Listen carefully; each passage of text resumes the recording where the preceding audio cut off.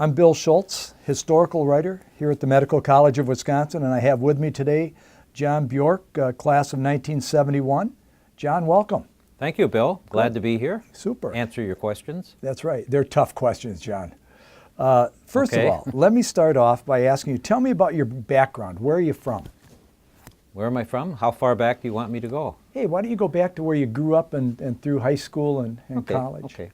When I was in second grade, my parents moved from Chicago, where my father was in training, to Kenosha, Wisconsin.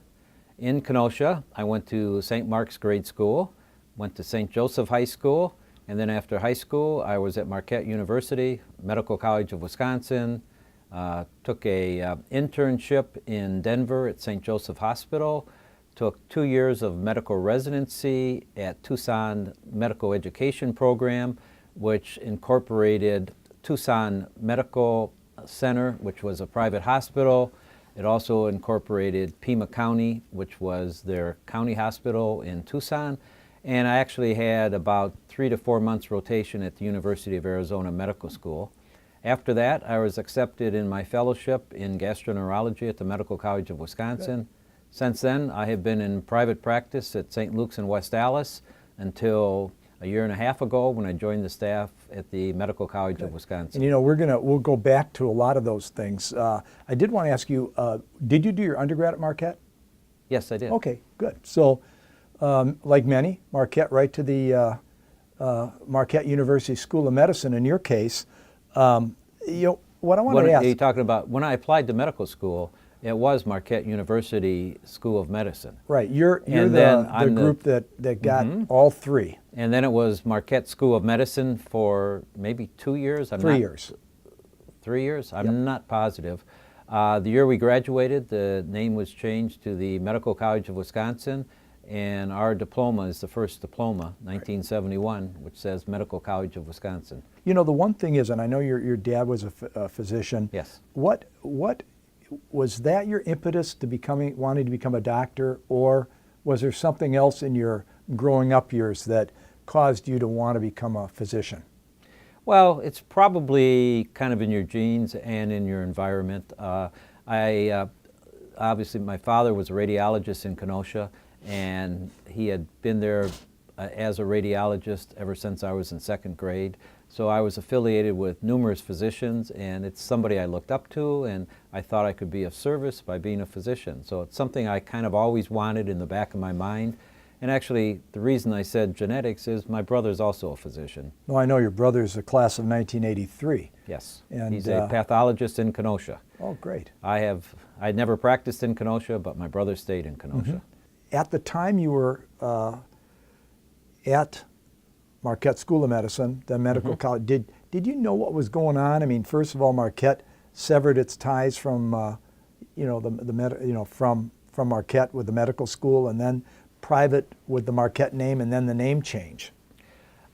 We knew a little bit. I don't think we really knew all that much. You know, the first 2 years of medical school at that time were all academic. We're all down on the 15th Street Medical School.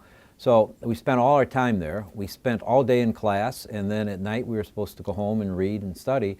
And so we really didn't have a full grasp of what was going on. I was aware of the fact that Marquette University had a financial burden trying to sponsor the medical school, and that for that reason they were applying for state funds. In order to accomplish this, they needed to become a private school. So they changed their name to become a private school, and then they accepted their own identity with the Medical College of Wisconsin. I guess I have heard subsequently that there was danger of the medical school going bankrupt, but I was never really aware of that. I've been told that afterwards, so I'm not really sure if that's true or not, but fortunately it didn't happen, right. And fortunately the medical school is thriving right now. Well, that is for sure. The one thing that I'm interested in too is, what were your thoughts when that name got, I mean, you're a Marquette undergrad, Marquette School of Medicine, you were there for most of your time, then Medical College of Wisconsin. What were your thoughts about that name change at the time? I know you're fine with it now, but at the time. Well, it was a little unusual because I was always loyal to Marquette. I liked being at Marquette. I liked the fact that I was accepted at Marquette for their medical school. but I wanted to be a physician, and I think that was a minor issue for me.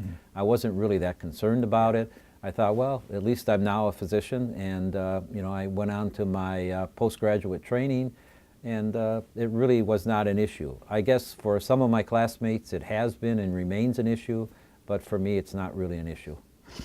I think having been warned about that 21 years ago when I started here, I didn't see it too bad, but over the last 21 years, I think most everyone's definitely on board again. I would hope so. I would hope so. Yeah. I mean, you know, the medical school now has an excellent reputation. I'm happy I went to medical school here. I have no second thoughts or regrets. Beats the heck out of if we would have gone out of business. That would have been a little difficult. Who knows what would have happened We don't to want us. to be the Milton College of medical schools. Well, hopefully they would have tried to place us around the country, but who knows? Right. Well, you know, the one other thing is certainly anytime someone goes through college or medical school, there are memorable professors, and I'm wondering, with your time in medical school, any memorable professors that, when you think about that question, jump out in your mind? Probably have to do my reference. I remember Marv Wagner drawing on the blackboard with two hands in anatomy class. That was always very impressive. I'm going to have a mental thought about our hematologist who was so prominent at that time. Quick. Armin Quick, yes. Armin Quick, the hematologist, was nationally prominent. So I was fortunate to have him give us a lecture. When I was in my clinical rotation, I finally remembered Jim Cerletti, who was always difficult to deal with, but actually a nice guy once you got to know him, but a little bit hard on the junior medical students. And those are probably the three that come to mind right now. And they've been mentioned by others in my interviews. Certainly there was an unfortunate major event going on during your time, the Vietnam War. Did that have an effect on your classmates? Did some, after medical school, get shipped out or? Well, actually, yes. I graduated in 1971, started my internship in Denver. At that time, they allowed us to take a rotating internship. So I was not required to get into like a specialty like internal medicine. I was always kind of thinking I wanted to be in internal medicine. The class ahead of me all got drafted. And throughout my internship, I just assumed I would be drafted and didn't really make any plans. And then all of a sudden, Lyndon Johnson wound down the war, and none of us got drafted. So I was 1A through the selective service, ready to go, but nothing happened. And sort of on short notice, I had to kind of find a place with a residency. I looked into public health in Arizona, and as I was looking into the public health program, I found a residency in Tucson, which I was very fortunate to get into. It was late, and since then I've not heard anything from the government. And that's good.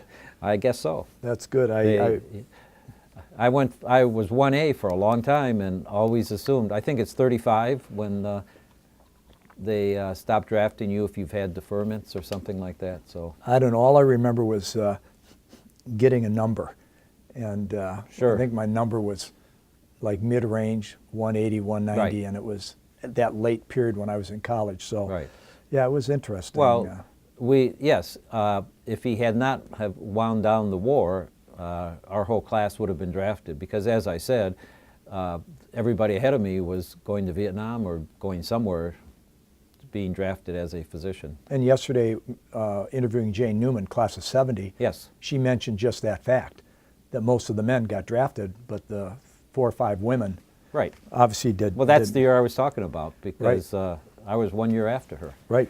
And she said everybody went. That's kind of what I remember. I remember that fondly, or not fondly, but I remember it. That was, I'm sure, some quick experience for them. Yes. You've been, over the years, stayed close with a number of your classmates. Any memories of any particular classmates that you remember? Yeah, Dick Jansen has remained a friend of mine ever since medical school. We were roommates. He was is a plastic surgeon who's retired out in Colorado.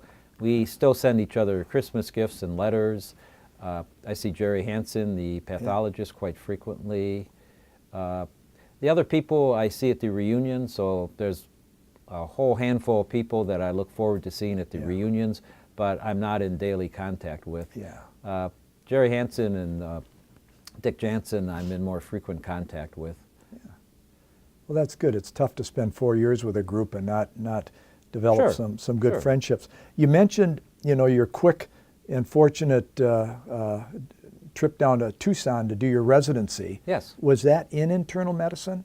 Yes, it was. Okay, and then I you- had, yes. The programs for internal medicine are 3 years, basically.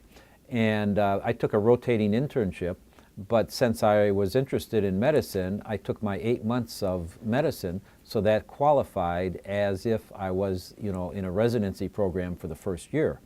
And then I had 2 years of internal medicine in Tucson, and then my GI fellowship was 2 years at that time. It's now routinely 3 years, and some people are even taking 4 years. But now, what triggered during your residency your interest in GI?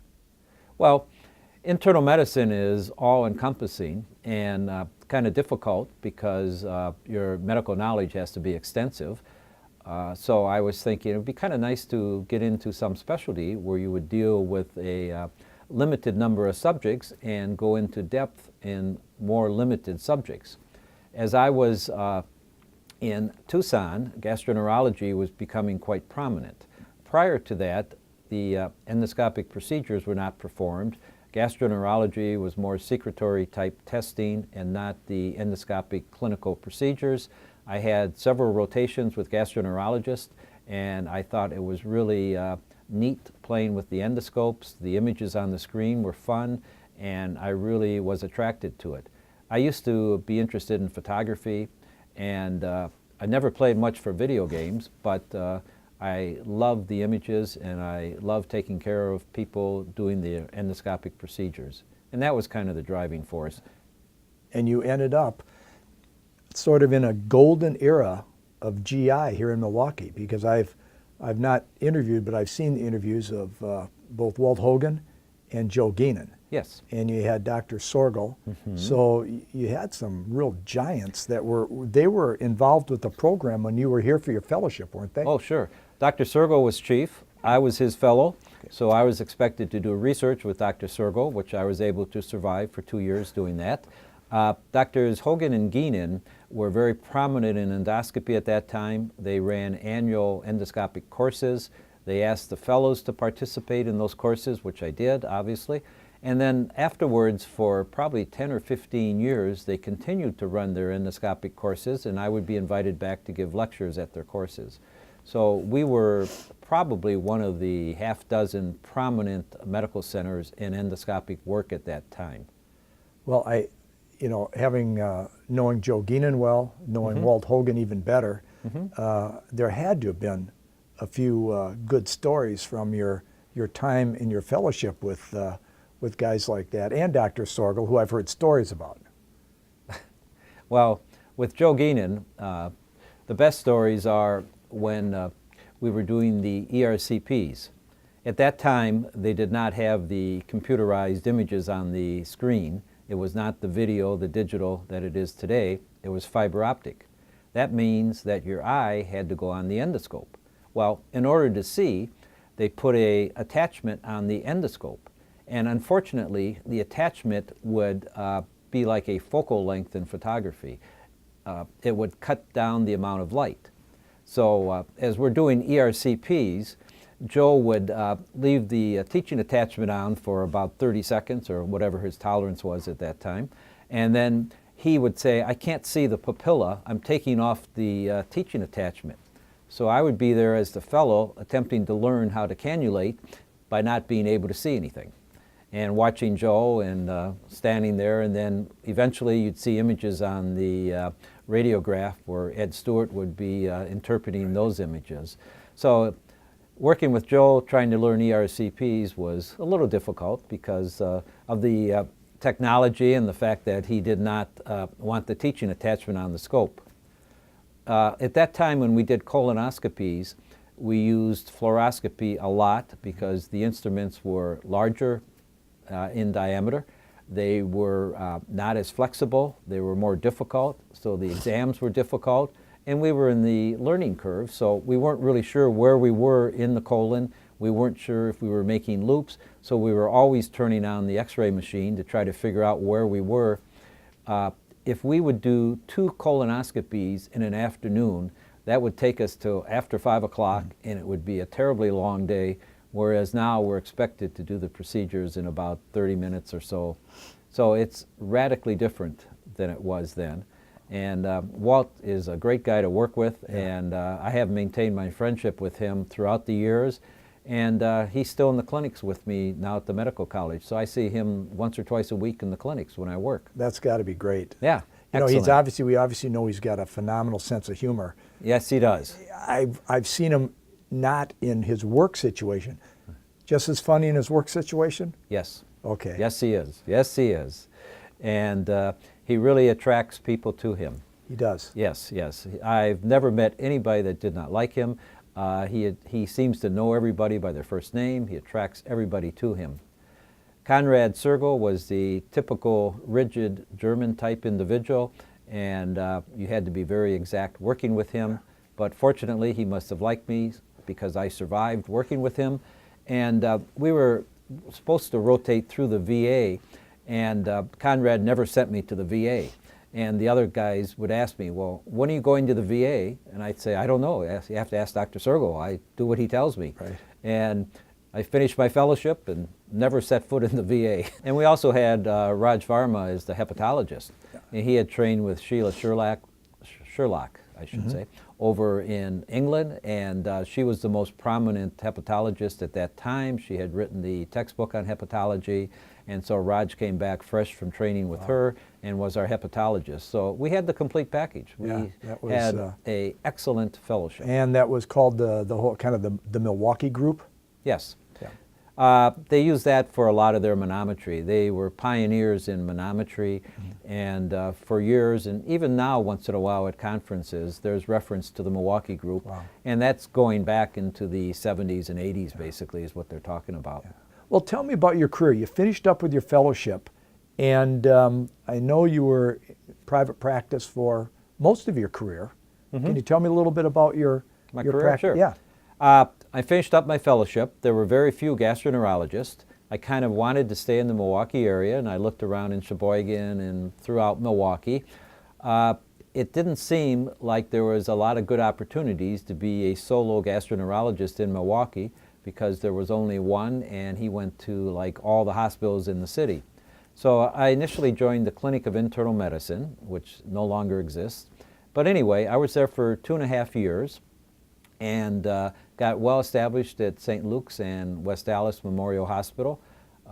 About that time, Jeff Weber was finishing his fellowship, and I used to work with his father, Marshall Weber, who was a prominent general practitioner. And then I got to meet Jeff, and then we decided it would be nice if we would team up and be gastroenterologists. So actually, Jeff and I, we started, I think, in 1979. We were the first group of gastroenterologists that covered the Milwaukee area. And then our group expanded after that.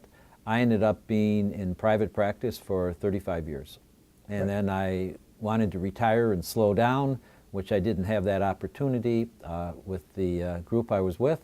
So therefore, I just kind of retired, and then after a period of time, I was able to be employed over at the medical school part-time. Right. And are you working with residents while you're here at the medical college? Somewhat. Since I'm part-time, I have limited opportunity to work with the house staff and the residents. I do a little bit, and I occasionally will have one assigned to my clinic. They did assign a nurse practitioner to me, so she will present cases to me on my clinic days. I will see them with her, and I will see them by myself. When I do procedures, I do most of them over at our surgical center at the Fredert Surgical Center. I do them for a half day when I'm a month roughly over at the Fredert Hospital. Sometimes I'll have surgical residents or the GI fellows there for the procedures. It's kind of hit or miss as far as I'm concerned, but I am part-time, so. Well, I think it's our good fortune to have you back tied in with a medical college in Frederick. Well, I'm enjoying it. Yeah, I bet you are. Yeah, No, I like it. I know. You and I talked about it, and I know you're sure. looking forward to, Yeah. to that being the case. During your, your career, which spans many years, any career highlights that you'd like to mention? 'Cause I know you've enjoyed your career. Well, yeah. I was always in clinical practice, and my emphasis has always been on taking care of the patients and doing what's right for the patients. And the career highlights are when you do well, when the patients are appreciative, and when you think, gee, I've really solved this problem. The career lowlights are obviously when the patients come in and you're not intelligent enough to figure out exactly how to handle the patient or what the patient's issues are, and that's a little frustrating. It's rewarding, though, when you have realized that you have limited abilities and the patients seem to be appreciative. If you're honest with the patients and say, listen, we've ruled out these major issues and this is not your problem, but we're not exactly sure what your problem is, but it seems to be quite stable, and you show an interest, I'm amazed at how appreciative the patients are, because I walk out of the office feeling frustrated, and then my office nurse would come in and tell me, oh, the patient is so happy with you, you spent so much time with her, she's so pleased with you, and you're thinking, gee, I wish I could have solved her health problem. So, I mean, there's more to it than just dealing with the clinical diseases, it's dealing with the patients. And there have been so many endoscopic advances since I started. Getting rid of the fiber optic equipment, to everything being computerized, the technology and the digitalization of the endoscopes is amazing. And our vision and optics are amazing, and the things that people are now doing when I go to the conferences, I'm thinking, gee, it would really be difficult to start over because the advancements are so complex that it would take, more than the 2 to 3 years to really become proficient. Well, when I first went into practice, I would have to talk the patients into a colonoscopy. You'd have to explain it, and they would have that look on their face, and you would have to, and the preps were obviously a lot worse because we were using heavy on the enemas and heavy on the laxatives and not so much on the washout preps that we use today. So the preps were worse, the patients were not familiar with them, and a major advance has been that patients now come up to me and they say, when can I have my colonoscopy? Right. And I say, well, you're really not due quite yet, and they're trying to talk me into doing their colonoscopy earlier than later because they are very concerned about colon cancer. Right. They've seen all the public health announcements. They're very aware of their medical condition. I can be out socially and people stop me and start telling me about the colonoscopies I've done on them. And years ago, they would never talk like that. They would never bring up the subject. They'll be with their family, and they'll be. I was over at my granddaughter's school concert. I think it was a Christmas concert, and some lady came up to me, and I was sitting with all my relatives, and she starts telling me all about her colonoscopies that I had done on her and how grateful she was and things like that. That's great. You would have never seen that years ago. No, I'm sure not. Total different attitude. No, I'm sure not. I've been fortunate to work with you for 20 years, and it started off as, reunions. Okay. With your class of '71, and then you've gone to alumni clinical conference. You served on the alumni board. You served as the Alumni Association president. Yes. And congratulations! This alumni weekend, you'll be receiving the Distinguished Service Award, which is well deserved. Well, thank you. I appreciate that very much. And you've been involved with class gifts. You've been involved with the Walter Zeit Fellowship, and you've stayed involved with MCW. And yes. Tell me why you've wanted to stay involved as a really active volunteer. Well, getting into medical school is difficult, as most people know. And I would say that at the time I applied, probably less than 50% of people who applied were able to be accepted. The people who are not accepted were well qualified and I'm sure would have made excellent physicians. And I always felt fortunate to get into medical school. And I've always been appreciative of that fact. I have not had any experiences at the medical college that I'm concerned about, or everything has always been good. And I just feel a loyalty to the medical school just because of the fact that they accepted me, and I've been privileged to have a very nice career in Milwaukee, and I stayed in touch mainly because I had such a good relationship with the doctors at the medical school, especially the gastroenterologists. Yeah. I have known them through my whole career. When I've been in private practice, I could call them and ask them questions, or ask them if they'll see a patient or help me handle a patient or anything.